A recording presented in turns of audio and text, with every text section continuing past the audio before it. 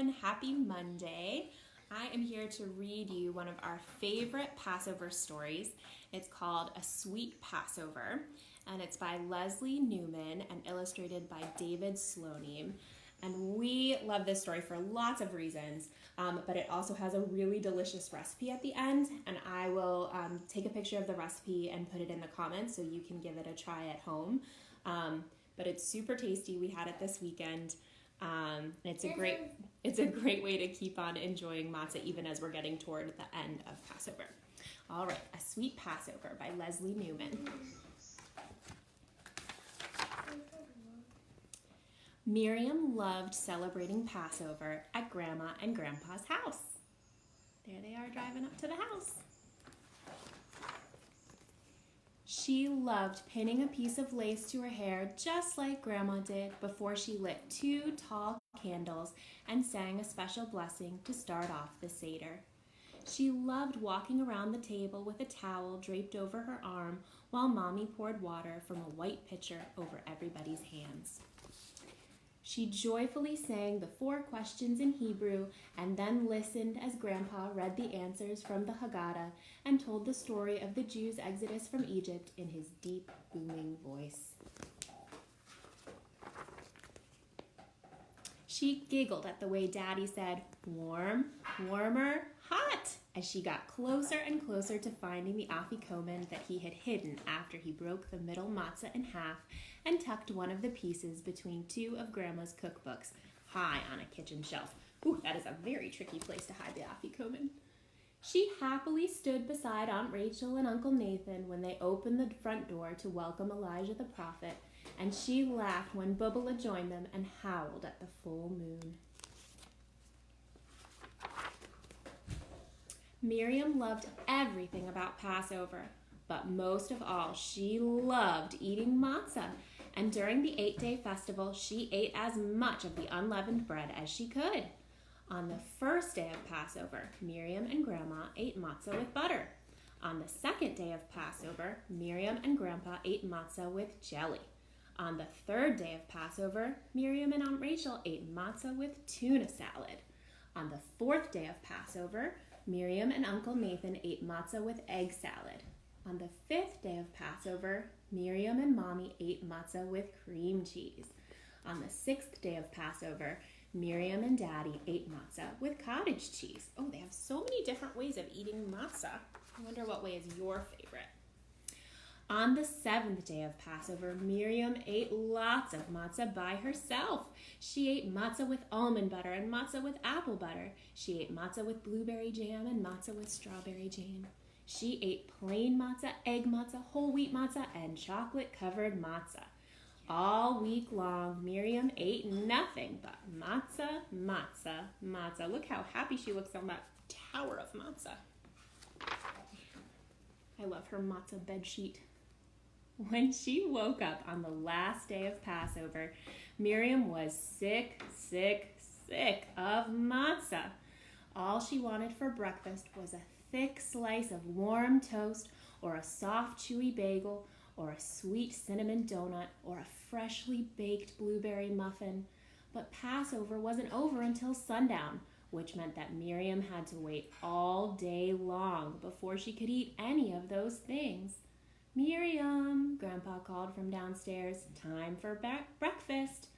Miriam groaned and pulled the blankets over her head.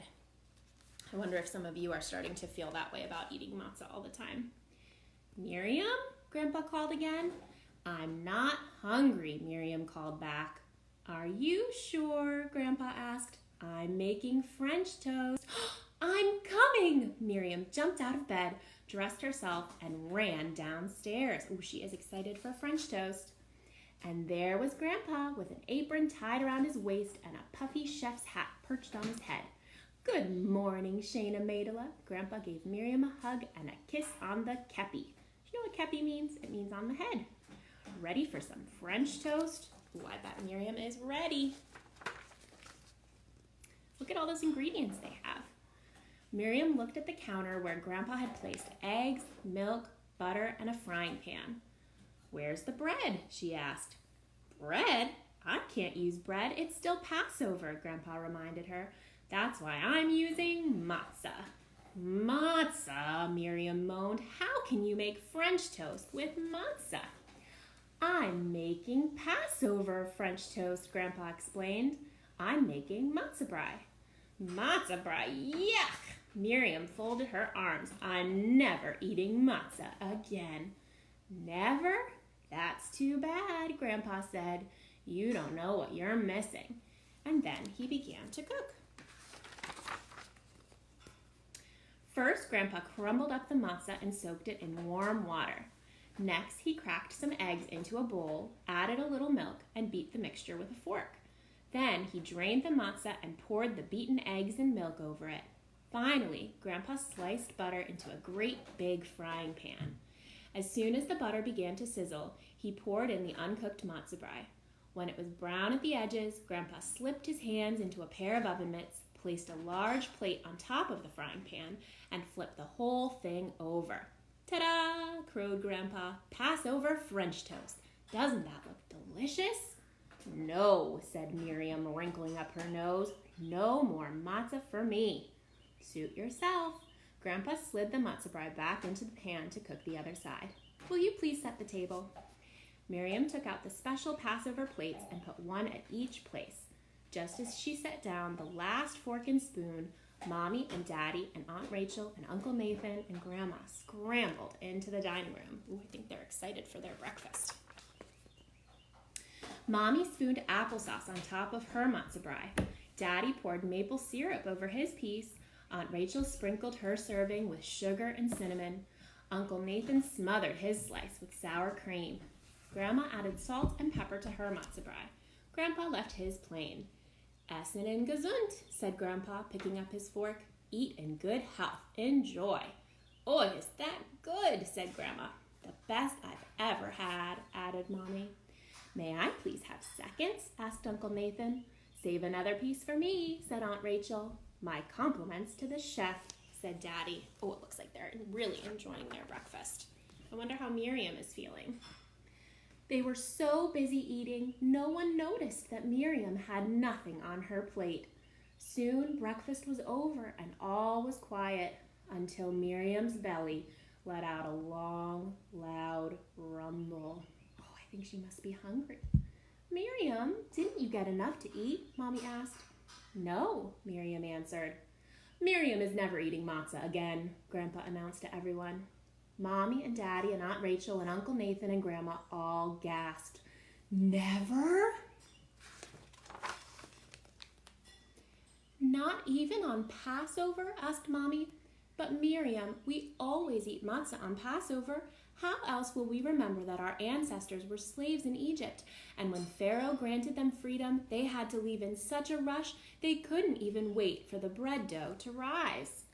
How else will we remember that even the plainest food eaten in freedom tastes sweeter than the fanciest food eaten in slavery? Daddy asked. These are lots of good reasons to think about the importance of eating matzah, aren't they?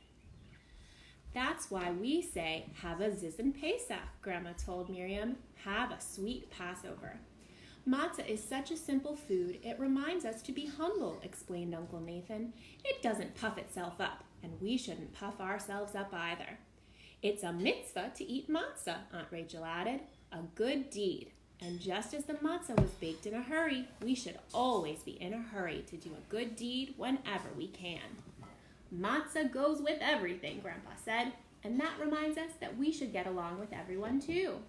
And if all those reasons weren't enough for us, Dayenu, Grandma said, your grandfather happens to make the best matzah brie in the world. Miriam looked around the table at each member of her family and thought over what everyone had said. Then she asked in her most humble voice, Grandpa, will you please make me a matzah brie?